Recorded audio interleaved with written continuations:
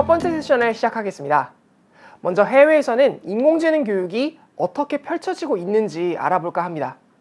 미국의 인공지능 교육 표준 모델인 AI4K12 모델을 만든 카네기멜론 대학교 교수의 닥터 데이빗 트레츠키 교수님께서 미국의 인공지능 교육 표준 모델 AI4K12 소개라는 주제로 강연을 해주실 예정입니다. 인공지능 교육 표준 모델을 만들기까지의 이야기가 공개될 텐데요. 교수님의 미국 현지에 온라인으로 강연을 전해주실 예정인데 그럼 강연 영상을 지금부터 함께 만나볼까요?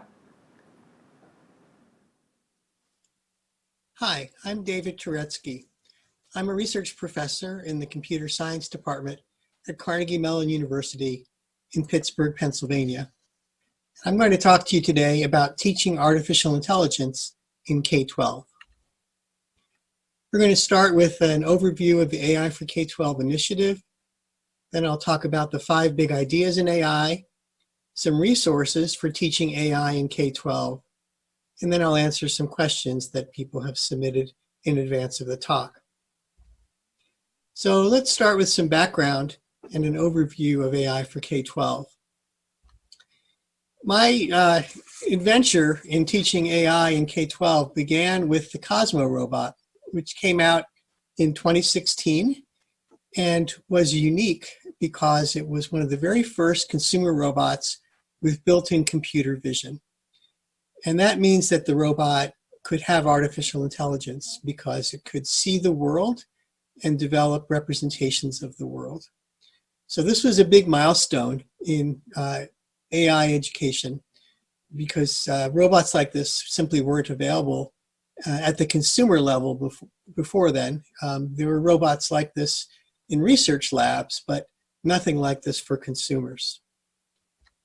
So I developed a software framework called Calypso for Cosmo to allow young children to program the Cosmo robot and to make use of its AI capabilities. Calypso was inspired by Microsoft's Kodu Game Lab, and it's in use at a number of schools around the world. We have now a cloud version of Calypso as well, which you can access for free. It's at calypso-robotics.com. So I built Calypso starting in 2017, and I looked around and said, how would we actually use this to teach students about AI? What would be going on in the schools if we were going to teach students about AI using a tool like this? So I looked at the computer science standards for K-12. These standards were produced by CSTA, the Computer Science Teachers Association. And the most recent version of the standards came out in 2017. And they've been officially adopted by some states in the US, but not all states have adopted them. Some states are acknowledging them, but not made them official policy. Some states are still trying to figure out how they want to teach computer science. So in the US, there is no national authority for dictating curriculum. It's handled at the state level. And so there are 50 different states that all have to decide for themselves how they want to teach computer science. But the CSTA standards are a very useful guideline for what students should be learning. So when I looked at these standards, I found that there were only 2 sentences about AI. And you can see them here on this slide. And both of these sentences were targeting the high school level, the 9 through 12 grade band. So there was nothing for younger children. And I thought that we should probably do something about this. So I went to the Association for the Advancement of Artificial Intelligence, which is the leading professional organization for AI researchers. And I also went to CSTA, the Computer Science Teachers Association, and I said that, look, we need a way to teach kids about AI. There's huge interest in AI right now among the public. Parents want their children to learn about this. Kids are curious about this because of all the AI stories in the news. And we just don't have anything. We don't have any guidance for teachers. So they both agreed that we should do something about this. And that led to the formation of the AI for K-12 initiative. It's jointly sponsored by AAAI and CSTA. And we were able to get some funding from the National Science Foundation's iTest program to do some work on this. And also, my dean was very supportive at Carnegie Mellon. So Carnegie Mellon is also a supporter of this project. So the mission of the AI for K-12 initiative involves three things. First, we're going to develop national guidelines for teaching AI in K-12. And we say national guidelines because we're not arrogant enough to think that we can tell other countries what to do. So we're just going to try and figure out what the US should do. But there's great interest in teaching AI in other countries as well. And we follow work in the other countries, and people are following our work. So there's interesting dialogue with people tackling the same problem in China, in Australia, in the UK, and elsewhere. So we're trying to develop these national guidelines for teaching AI in K-12. The second thing is we're developing a curated online resource directory for K-12 teachers. So we're trying to find the best videos, the best demos, the best educational resources that are appropriate to the K-12 audience. There's lots of stuff on AI out there for university level, but there's not as much material yet for the K-12 level. That is changing. And then the third thing that we're doing in the AI for K-12 initiative is we're trying to foster a community of education researchers, teachers, curriculum writers, and resource developers. So because we need more resources in this area, we want to encourage people to become involved and to contribute. So we set up this AI for K-12 initiative with the steering committee, and you can see the people listed here. I'm the chair of the AI for K-12 initiative. Christina Gardner-McCune at the University of Florida is the co-chair. Fred Martin at UMass Lowell was, at the time, the chair of CSTA. He's now moved off the steering committee because of other time commitments, but we hope to have him back on again in the future. And Deborah Seahorn was the co-chair of the committee that produced the CSTA computer science standards. So she's been a very valuable advisor to us to help us understand how we should be developing these guidelines. The AI for K-12 working group is composed of teachers with expertise in 4 grade bands, K to 2, 3 to 5, 6 to 8, and 9 to 12. So these are people who are very experienced teachers. Many of them are in the classroom every day. Some of them have moved on to other roles like training other teachers how to be better teachers. But these people really understand what teachers need. And so when we write these guidelines, we need to write them in a way that they'll actually be useful to teachers in the classroom. And so this working group is composed of teachers like this, plus some AI subject matter experts and some computer education experts. So together, we are developing these guidelines for teaching AI in K-12. And because teachers were involved from the very beginning, we are confident that these guidelines will be useful for teachers in the classroom. So let me now move to the 5 big ideas in AI. The 5 big ideas came about because we needed some framework for organizing the guidelines. And the CSTA computer science standards, they had 5 big ideas in computer science. That was the framework for their standard. So we decided to do the same thing.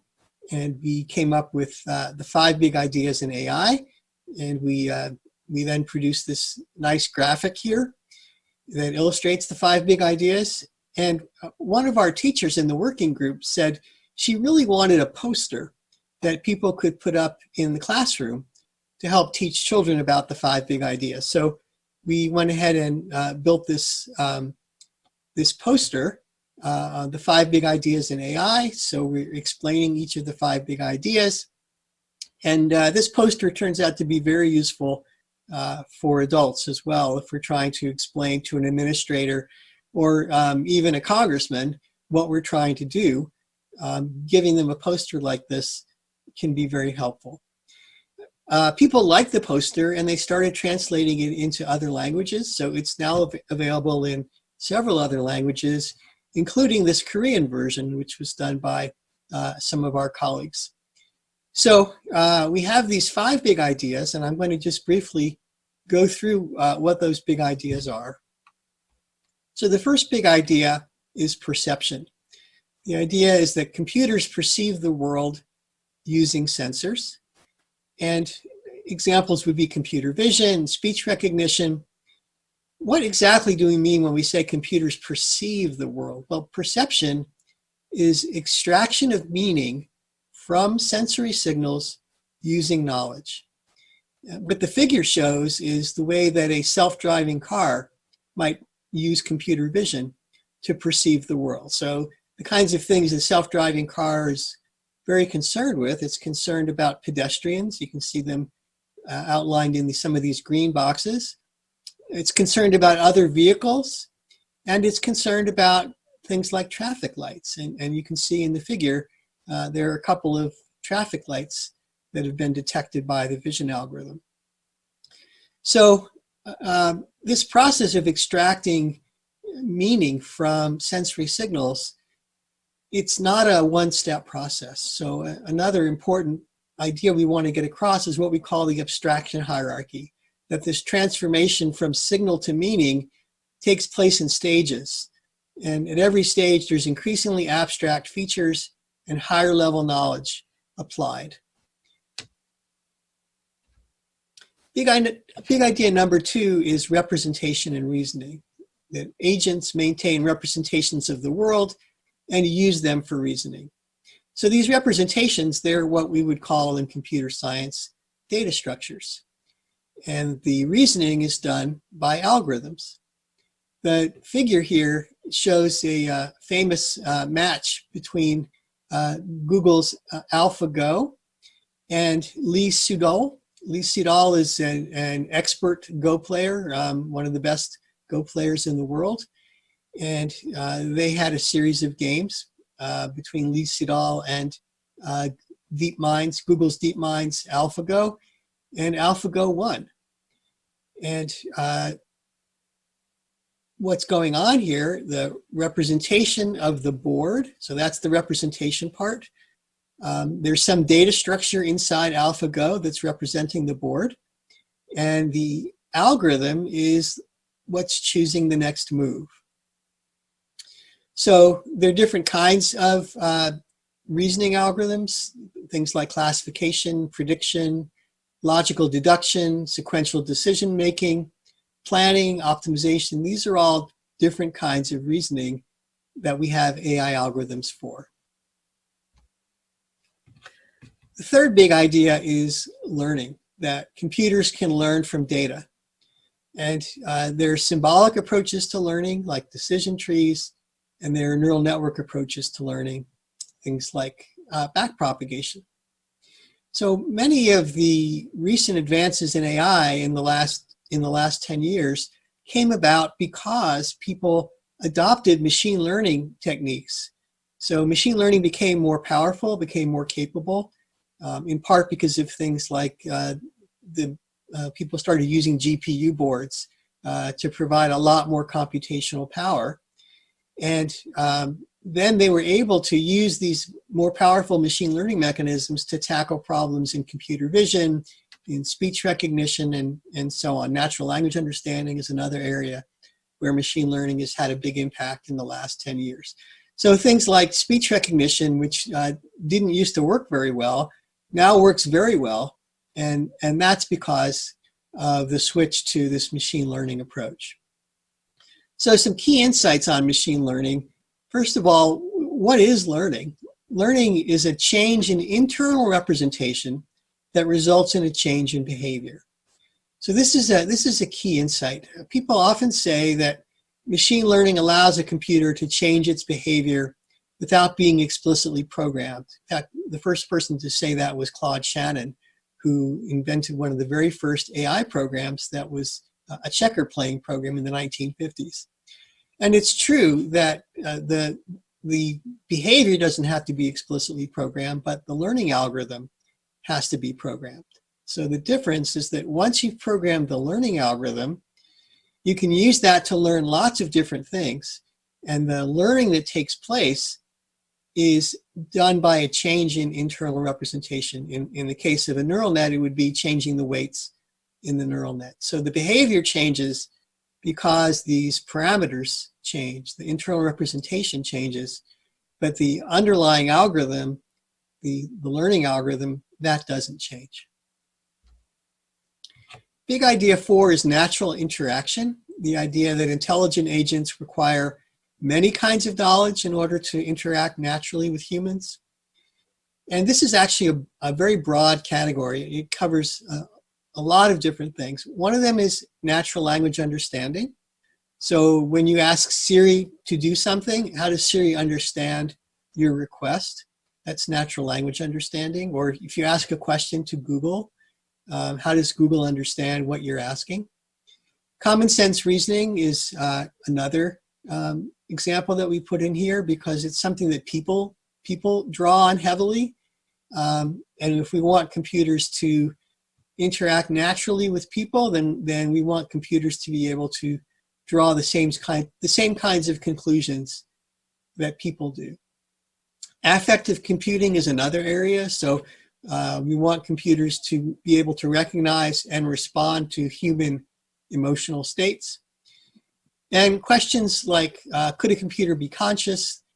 Issues of philosophy of mind, they govern how we might relate to computers when we're interacting with a computer. So all of these topics fall under big idea 4. And then big idea 5 is societal impact. The idea that AI can impact society in both positive and negative ways.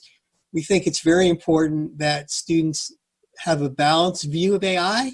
We don't want to focus on just the negative things, that computers are going to put us all out of work and the Terminator is going to come and murder all of us.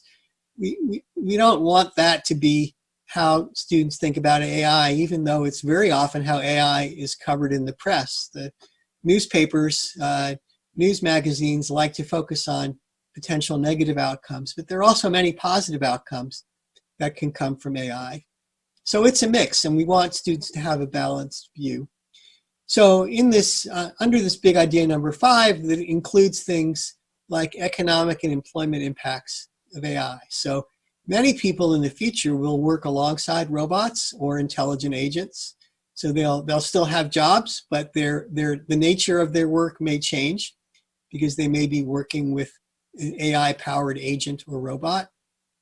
Some people may lose their jobs due to automation, but some new types of jobs will be created. So there will be people finding jobs doing robot installs or robot maintenance or programming AI agents.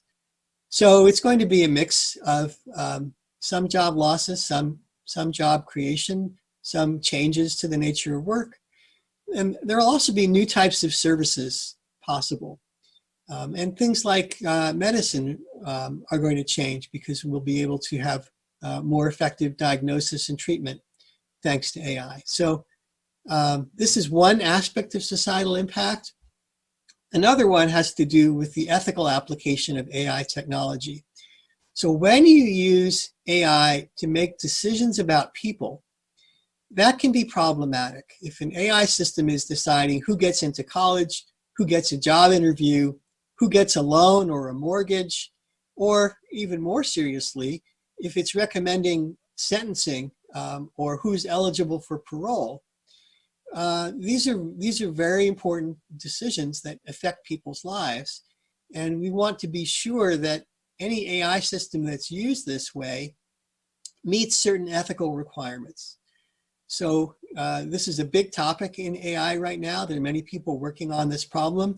There have been a lot of news stories about AI systems that have exhibited ethical issues, ethical problems. And so here are some of the concerns. One of them is we want the system to be transparent. That is, we want to know what information is the system using when it makes a decision. And we want the decision to be explainable. So we want it to tell us what information drove the decision. If someone is, say, denied a loan, we ought to be able to know why that loan was denied.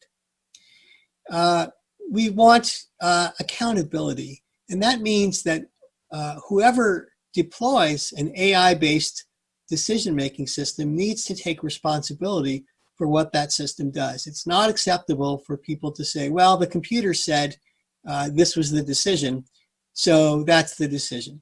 It's never acceptable to leave the computer with the responsibility. There should always be human beings who are personally responsible for how that software is used. And then there's a big concern with fairness, that we want to make sure that people are treated equally. And a lot of the news stories about AI decision-making have focused on cases where it's been shown that the system did not do that, that people were treated unequally.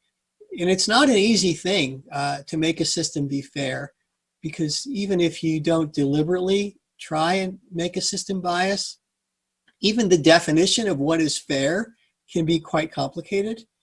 And even if you're using data that don't include things like race and gender, there may be other things that correlate with them. And so you may still end up with a biased decision maker, even if you didn't give it the raw variables like race and gender. It may still end up treating men and women differently, or people of different races differently, because of correlations it picked up on that you didn't want it to pick up on. So we want students to understand these issues. To be good citizens, to make decisions about public policy, they have to understand these issues. The third issue in societal impact is the cultural implications of AI. I love this picture here. This is a self-driving car, and you can see that the girl in the passenger seat is looking at her phone. The little boy in the back is staring at the ceiling. The only one looking at the road is the dog, and he can't drive. So would you send your child off in a self-driving car? You probably wouldn't do that today, but what about in 10 years? I think it's an interesting question. When we have self-driving cars, how much will we trust them? And what will we expect of a self-driving car if we allow that car to transport our children? Another kinds of cultural impact question is what relationships will people have with intelligent agents and robot companions? So even today, little kids are having conversations with Alexa. And when they're very young, they may not understand that Alexa is a machine. They might think that they're talking to a person. And that's, well, that's not terrible, but we'd like them to have a better understanding of what's going on. Another issue that comes along is because of these deep fakes. So deep fakes are fake images that are created using AI techniques, so that you can have, for example, you can take a picture of a famous celebrity and make it look like they're saying something that they never said. So as deepfake technology gets better, we're no longer able to fully trust a photograph or even a video as reliable evidence that something took place. So this is a real problem, that we may lose confidence in what we consider to be trustworthy evidence today as the deepfake technology becomes better and better. So having defined these 5 big ideas, what are the next step for the guidelines? The big ideas are just the organizing framework. They're not the actual guidelines. So we've been fleshing out the guidelines, and we have now, for big idea number 1, which is perception, we have a grade band progression. This has been publicly released, where it's out for public comment now. And so what you see is just the first page of the grade band progression. So there are 4 columns for the 4 grade bands, K to 2, 3 to 5, 6 to 8, and 9 to 12. And there are a bunch of rows. Every row has one concept or subconcept. And then every cell in the table covers what students should know about that concept and what they should be able to do. So big idea one on perception, that's out now. Big idea number 3, which is machine learning, that'll be the next one that we release for public comment sometime later this summer. So let me now move to the topic of resources for teaching AI in K-12. There are several kinds of resources out there. One of them is demos, and it's really important that demos should run in the browser.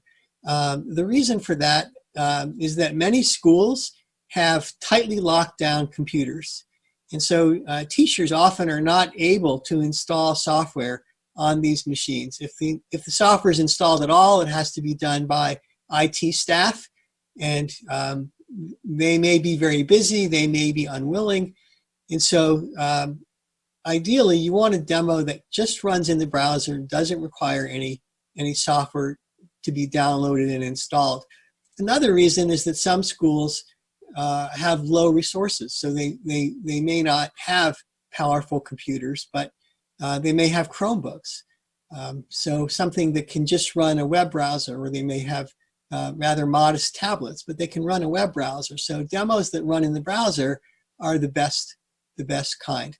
And we can divide these demos into 2 kinds. Black box demos, which let you see what AI can do, and then glass box demos, which you can see inside and see how the technology works. And I'll give some examples of each kind.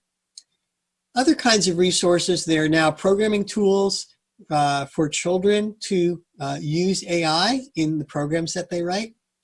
There are lots of good videos out there on AI now. There are unplugged activities. So these are activities that don't require a computer. They can be done just with a blackboard or pencil and paper, or maybe some modest equipment, things like index cards and magic markers. So there are ways to teach AI concepts without using a computer at all. There are curriculum modules that are starting to appear. So some curriculum writers are beginning to put actual curriculum modules out there. And there are professional development activities for teachers. So we are cataloging the best of these things at our aifork12.org website. So we encourage you to visit the website, click on the resource directory link, and you'll see links to all these different kinds of resources. So let's look at some examples of demos. So an example of a black box demo is Teachable Machine. So this is probably the best known AI demo out there. It's a wonderful demo developed by Google that allows you to train a classifier using your webcam. So you can make different gestures, like maybe making a thumbs up sign or a peace sign, and you can teach the computer to recognize the difference between different gestures by just giving it training data from the webcam on your laptop. It only takes a couple of minutes to do this kind of training. And then you can do experiments where you have somebody else make the same gesture, for example, or come back the next day wearing different clothing and see if it still recognizes the same way. But the problem is with these black box demos is they don't tell you what's going on. So you can see the machine is learning something, but you don't know how it's learning. Another really fun black box demo is Google's Quick Draw. So in Quick Draw, they ask you to draw something. Like here, they ask you to draw a snake. And you can take the mouse and draw something. And as you draw, it's trying to guess what you're drawing. And then at the end, it shows you what other people drew for that. So it'll show you snakes that other people drew. And this demo actually gets smarter because every time you play it, you're supplying training data to help train the neural network, so it should get better over time. So it's a great demo for showing what AI can do. But again, it's a black box demo because they don't tell you anything about what's going on inside, about how it works. Now, a nice example of a glass box demo is Google's TensorFlow Playground. And this is a demo of the backpropagation learning algorithm for neural networks. So they allow you to specify the form of the neural network, how many layers, how many units per layer. You can change the activation function. And so there's lots of parameters that you can twiddle. And it actually draws the network, and it shows you for various classification problems how the network forms its decision boundaries and how the network conducts the classification. So you can see all the weights, all the activities of all the units. It's completely transparent. It's a completely glass box demo. It's also a really wonderful piece of work from Google. Here's a glass box demo that I developed. This is a speech recognition demo. And so when you run this demo, it listens in the microphone using the laptop's microphone, and you can just talk to it. And what's unique about this demo is that it doesn't just show you the most likely transcription of what it thought you said. But you know, when these speech recognition engines are trying to guess what you said, they often entertain multiple hypotheses. So they may not be exactly sure if a single word is a but or an and, but as you keep talking, they can gain more context and become a little more confident. And so what's unique about this demo is that it shows you the candidates. It's not just the highest ranked candidate, but it shows you a bunch of candidates for what the neural network thinks you might be saying.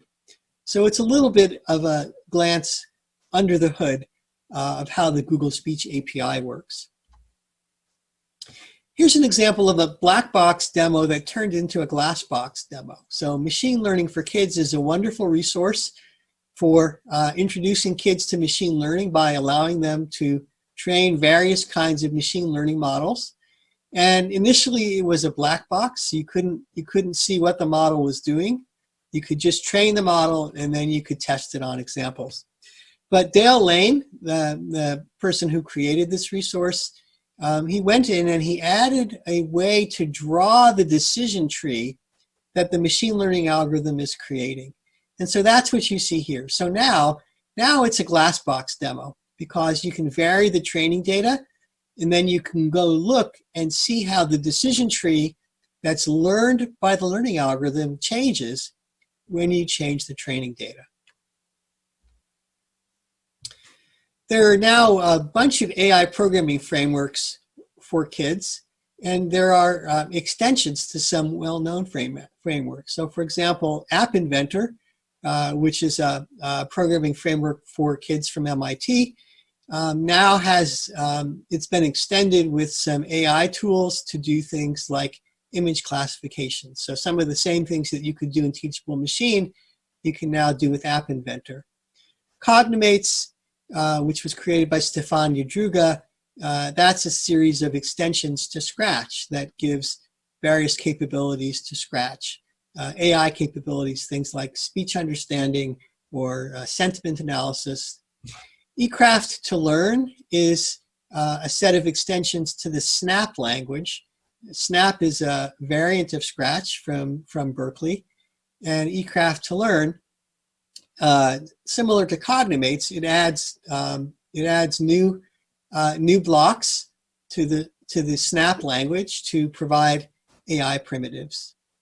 Machine Learning for Kids, it's both a demo and a programming facility because you can train a model in Machine Learning for Kids and then export that model to Python or JavaScript or Scratch, and you can then use that model in programs that you write yourself. And then Calypso is my programming framework, which was developed initially to program the Cosmo robot, but now we have Cloud Calypso, where you program a simulated robot. So you don't have to have a real robot. Cloud Calypso runs in the browser and it allows you to program a simulated robot and experiment with things like speech recognition and speech generation, and path planning. So I hope you enjoyed this presentation. What I'm going to do now is take some questions that people submitted prior to the talk, and I'll be happy to answer these questions. Question 1. Why is it important for youth to be educated in artificial intelligence? Will it be too late for them to learn when they graduate from high school? Children are surrounded by AI, from intelligent agents like Alexa to computer vision applications on their phones, and they're curious about it. It will be helpful for children to learn about the technology so it doesn't seem like magic to them. They'll also hear adults talking about societal impacts of AI, such as effects on employment. We want them to understand how AI works so they don't fear it. Finally, learning about AI will help children think about pursuing a career in technology. Many jobs in the future will involve interacting with AI agents or autonomous robots, and so it's good for students to think about this when they're early in their career choices and planning their future lives. Question 2. What would be the best way for teachers to utilize the AI for K-12 guidelines? There are several ways that the guidelines can be used. For teachers who are creating an AI course of their own, the guidelines help them think about what content should be covered and what's appropriate for different grade levels. But for teachers teaching in younger classes where there may not be room in the schedule for a separate AI course, the guidelines can help them think about how to incorporate AI into their existing classes. So if they're teaching a math class or a science class or even a language class, they may want to introduce specific AI topics into those classes. And the guidelines will help them think about what concepts they might want to introduce, and again, how those concepts should be covered depending on the age of the student. So for example, if students are studying perception, human perception in a science class, the teacher might also say, well, let's look at how computers perceive the world. We can compare computer sensors against human sensors. Question 3. At the end of the curriculum, what do you expect students to be able to do? What is the goal? Well, we expect them to be able to explain how AI technologies work. So for example, you should be able to ask a student how a self-driving car works, and they should be able to talk about things like the car having sensors like a camera to sense other vehicles and pedestrians.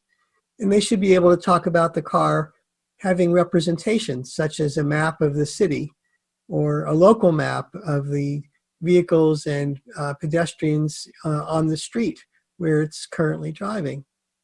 They should be able to talk about the car using reasoning algorithms, for example, to decide the best route to get to a destination.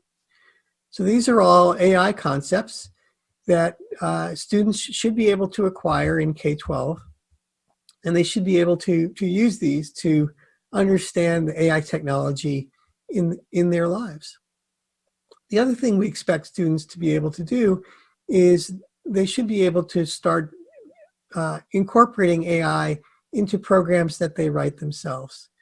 So there are tools like extensions for Scratch or Snap, or my own programming framework, Calypso, that allow students to experiment with AI primitives such as computer vision, speech recognition, path planning. And so as programming becomes more commonplace in the schools, students should be able to actually use AI tools to write programs, and that will unleash their creativity and give them a much more personal understanding of how AI works. Question 4, should AI be regulated? Is there any kind of danger that we need to be aware of? I don't think AI research should be regulated, but the use of AI, like the use of any technology, should be subject to government regulation. For example, AI techniques can be used to invade people's privacy. For example, face recognition technologies can be used to identify people in public places. And there may be some beneficial uses of that, but there are also ways it can be used that society would not approve of, such as mass government surveillance or advertisers tracking people when they go out in public and don't expect to have their movements tracked. So when AI technologies are used in socially undesirable ways, that's where regulation needs to step in to prevent that. Another example is designing AI systems that make decisions about people, such as who gets a loan, who gets a mortgage, who gets interviewed for a job. When these systems are designed by hand, when they're programmed using explicit rules that programmers write, people can be careful to not write rules that discriminate against particular classes of individuals, like treating men better than women, say. But when systems are constructed using machine learning, there is a danger that the machine learning algorithm could come up with biases that weren't intended and aren't desirable. So there's an obligation of people who build decision-making systems using machine learning to ensure that their systems are built with transparency, accountability, and they're free from undesirable biases. So that's an issue of setting standards for good practices, good engineering practices, and enforcing those standards. There's nothing wrong with using machine learning to build a decision-making system, but we have to be sure when these systems are used in ways that affect people's lives, that they're built responsibly and that they don't behave in ways that society doesn't approve of. Question 5. Do you have a plan to make another curriculum for adults? We're not planning to make a separate curriculum for adults, but the 9 to 12 grade band, the high school level curriculum, that should be suitable for adults who are curious about AI and want to learn more about it.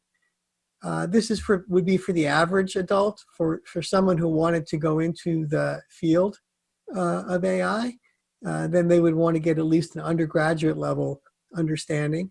And there are already plenty of good textbooks and good curriculum for teaching AI at the undergraduate level. So we don't think there's a need for a separate adult AI curriculum other than what's being developed for the upper level high school students. Question 6. What if the students consider the lecture to be too hard or too conceptual? Well, especially for teaching children, just lecturing about AI may not be the best way to teach it. We think that exposing children to examples of AI, things like the Snapchat filters on their phones, which are examples of computer vision, or the Netflix recommender system that recommends movies that you might want to see, that's a good way to help children think about AI. There are also an increasing number of online AI demos, some of which I talked about in my lecture. So these demos and programming frameworks give children a chance to experiment with AI. So it's not just hearing about it through a lecture, but experiencing it themselves by playing with the demo or talking to the intelligent agent or writing a program of their own that uses some AI primitives like speech recognition. These are probably better ways to get students to understand AI rather than just lecturing about it. Question 7. Is there a way for children who don't have a good internet environment to get an education? Well, in the case of AI, there are resources available. There's an increasing number of books on AI for children, and there are videos on AI that are very good. Some of them are really quite well done, very professionally done. And so even if children don't have a good internet connection, these videos, for example, could be downloaded onto a laptop or onto a flash drive, and then they could be watched without having internet streaming. So I think it is possible to get materials to children who are in an environment without good internet, but as long as they have access to a computer, they can still get access to software and to videos. Of course, books don't require any technology, printed books. And then there's also unplugged activities. So there are things that can be done with just a pencil and paper. For example, various AI exercises simulating things like machine learning or planning can be done with just a pencil and paper. So there are ways for children to learn about AI without the internet.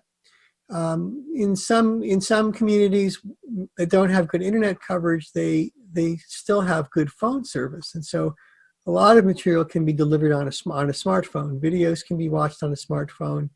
Websites can be visited on a smartphone. So that might be another way for students to learn about AI is through their smartphone.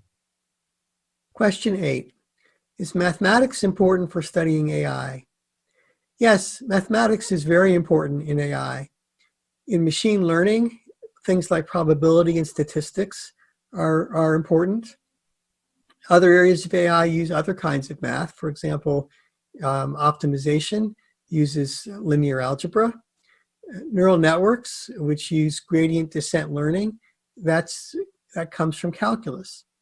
So someone who's planning to pursue a career in AI will need strong mathematical skills. And anyone looking to go into AI, we would encourage them to take all the math that they can in high school, and then they'll get additional math in college to support their computer science background. AI is a branch of computer science, but it draws heavily on mathematics. Question 9. South Korea is not prepared for public AI education yet. Is there a way for students to start studying AI at home with their parents? Yes. So these books that are coming out, AI for Kids books, they're a good place to start. These videos available on YouTube or other video platforms, they can be watched at home. And a number of curriculum resources are available for free on the web, and they could be done at home. For example, Ready AI has AI and Me.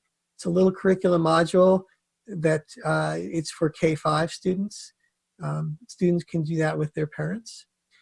AI for All has their open learning platform. They've developed a machine learning curriculum for high school students, and that's available online. Exploring Computer Science has an AI module. That's available online. So curious high school students can find lots of resources online to study AI on their own.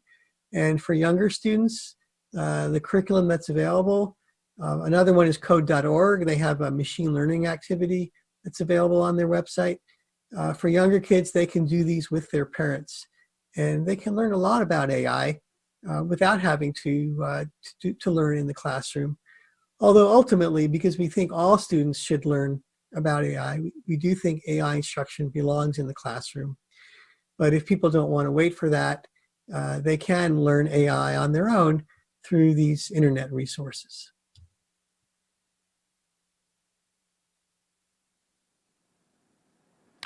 네, 인공지능을 교육에 접목시킨다는 것 자체가 어떻게 보면 하나의 도전이지만 최첨단 소프트웨어와 함께 우리의 미래에 꼭 필요한 이야기가 아니었나 싶습니다. 강연해주신 데이비드 S. 툴레츠키 교수님께서 지금까지 좋은 시간 정말 감사드립니다.